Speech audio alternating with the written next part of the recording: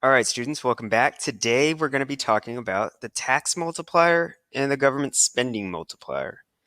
All right, first thing we need to talk about is the difference between discretionary fiscal policy and non-discretionary fiscal policy.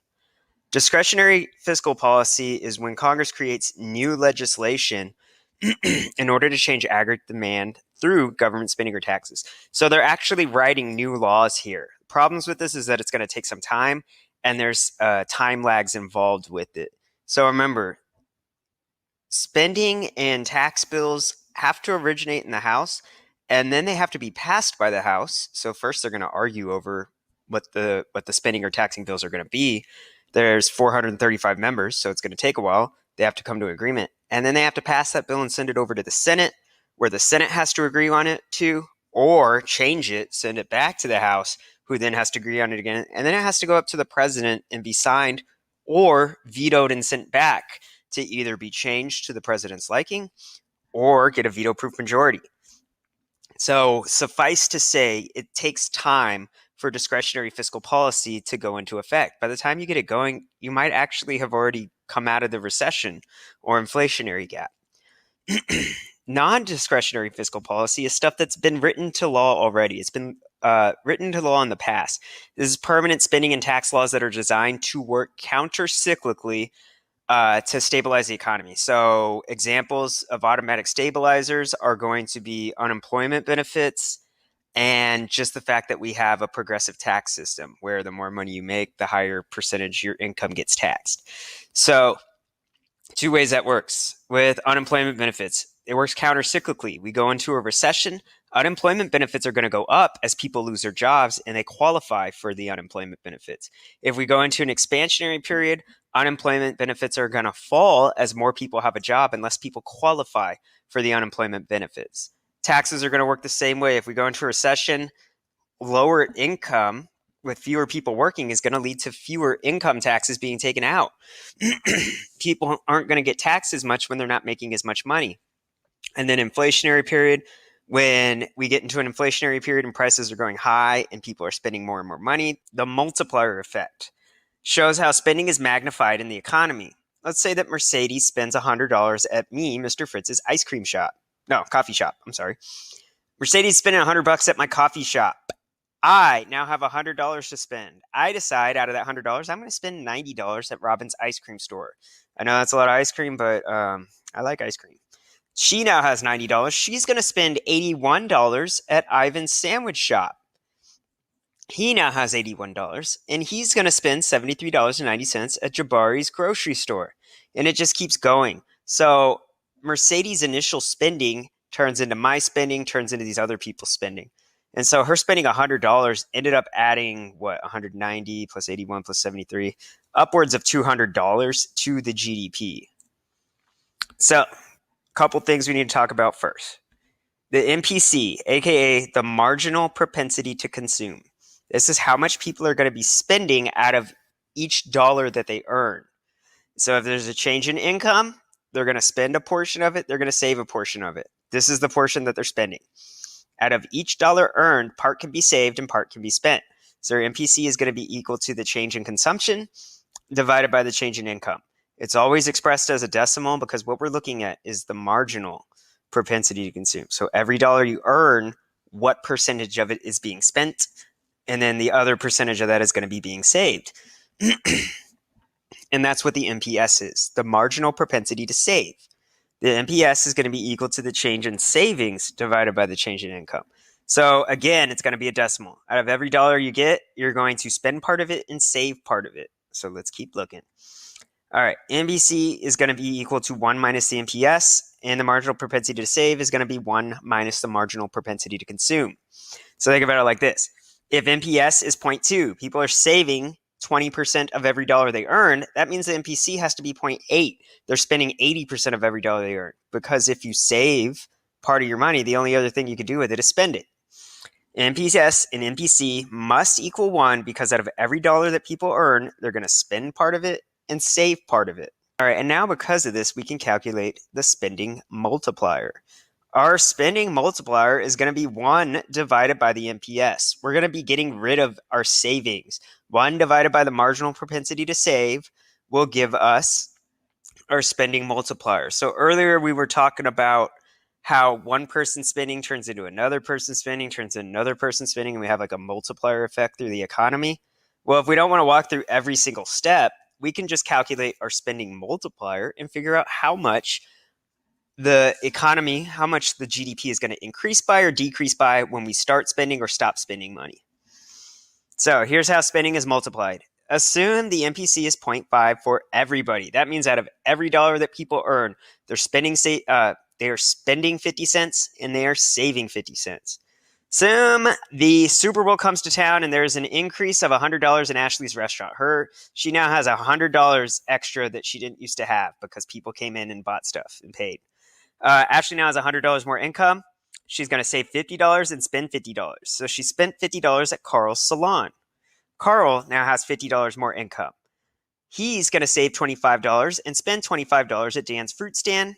Dan now has $25 more income, and this is going to keep going until every penny is either spent or saved. So if we look here, we had an initial increase of $100 in this GDP when Ashley was paid $100, and that's what she received in an increase in income. She got $100. She spent $50, so that's a $150 increase to real GDP. Carl spent $25. That's a $175 increase to real GDP, and it keeps going.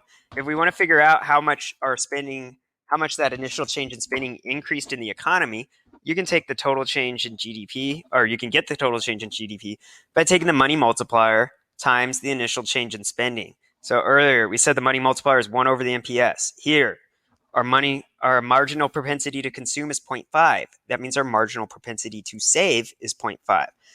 Together, the MPC and the MPS have to equal 1. So 1 over 0.5, half goes into 1 2 times, so our multiplier is 2. Now that we've had this $100 increase in real GDP, we can multiply that by 2 and see the maximum, the total amount that the GDP can increase by is going to be $200. All right, tax multiplier. Changing taxes has a smaller effect than government spending. If you decrease taxes, people will spend a portion and save a portion of their taxes.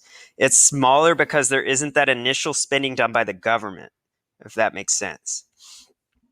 Our tax multiplier is going to be MPC divided by MPS. And remember, an increase in taxes will cause the GDP to decrease, and a decrease in taxes causes the GDP to increase. All right, students, now we're going to do some practice using the tax multiplier and the spending multiplier by using our marginal propensity to consume. What we have right here, we're in the midst of a recession in this economy. So now that we're in the middle of a recession in this economy, we need to check out how big our output gap actually is. So this is an economy that when it's at full employment output, its potential real GDP could be $100. Currently, our current output is to the left of that. We are in a recession, so our current output is actually $80. So we are producing $80 worth of GDP each year, or this year. We should be able to produce $100 of GDP, and so our output gap is equal to $20. We need to figure out a way to get this economy to increase GDP by $20.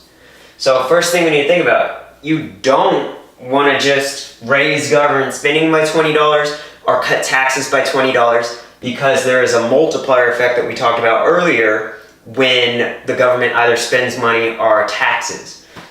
First, we got to figure out what our marginal propensity to consume is. This problem already gave us our MPC. It's 0.5. And remember that means out of every dollar that a person earns in this economy, each next dollar they earn, they're going to spend about 50 cents.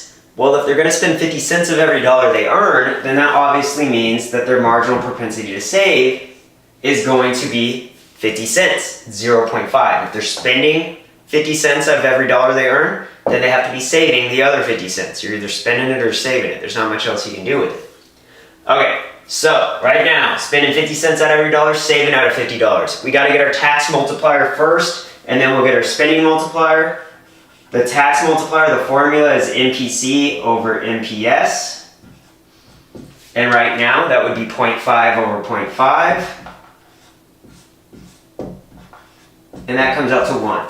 So our tax multiplier is 1. So if we wanted to change this output gap and get people to spend $20, we would need to cut taxes by $20 because our multiplier is 1. That's all it is right now. So if we cut taxes by $20, aggregate demand will increase by $20 because consumers will spend up to $20 overall in the economy based on that. And we'll have an increase of aggregate demand and get back to full employment. Now, our spending multiplier, that's a little bit different. Spending has a greater effect on GDP. So this one is going to be 1 over the MPS. We're essentially getting rid of the marginal propensity to save. We only care about the spending that people are doing. So it's 1 divided by 0.5, and that's going to come out to 2. The spending multiplier is always going to be one whole number greater than the tax multiplier. And that's because if you cut people's taxes, each person is going to spend some of that tax cut and save part of that tax cut. If the government spends money, you're going to have an initial increase in real GDP, and then it's going to have a multiplier effect because everybody that the government paid to do a job or bought something from now has an increase in their income as well, and they're going to spend some and save some. So because of that, spending multiplier is always going to have a greater effect. So our spending multiplier right now is 2. So if we wanted to close this output gap, then we would need to increase spending by $10 because $10 times 2 will equal this $20 that we need to fill in for this output gap. So if we increase government spending by $10, $20 worth of GDP increase is what we're going to get. If we cut taxes by $20, because our multiplier is only 1, we will also get a $20 increase in real GDP. So it kind of just depends on what you want to do. If you want to do it as cheaply as possible, I would government spend. If you want to cut people's taxes and make them feel better about the economy or better about you and maybe vote for you back in, then you could cut the taxes. Either one's going to work out.